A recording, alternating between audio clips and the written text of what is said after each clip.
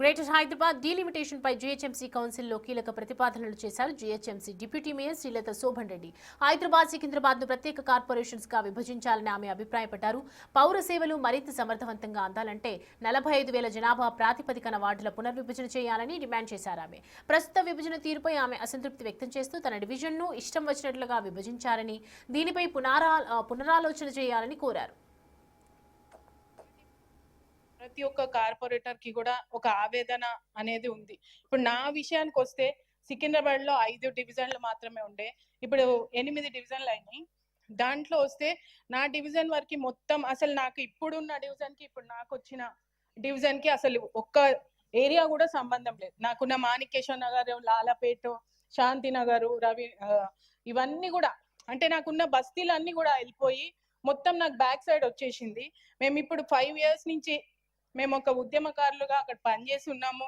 5 సంవత్సరాల నుంచి మేము కూడా గట్టిగా పనిచేస్తున్నాం. ప్రజలకు మా మీద ఒక నమ్మకం అనేది వచ్చింది.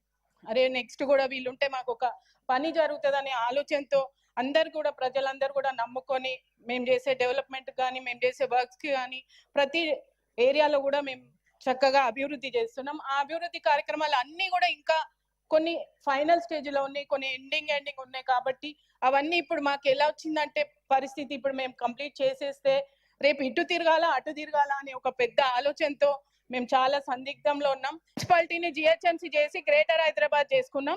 కాబట్టి నా తరపున ఒక చిన్న కోరిక ఏంటంటే మా కార్పొరేటర్స్ తరపున, నన్ను అప్రోచ్ అయిన కార్పొరేటర్స్ తరపున హైదరాబాద్ సికింద్రాబాద్ రెండో ఒకటి చేస్తే బాగుంటుందని ఒక చిన్న ఆలోచన. అది మేము ముఖ్యమంత్రి గారికి, ప్రభుత్వానికి ఆలోచన చేయాలని కమిషనర్ గారిని, మేయర్ గారిని కోరుకుంటున్నాం.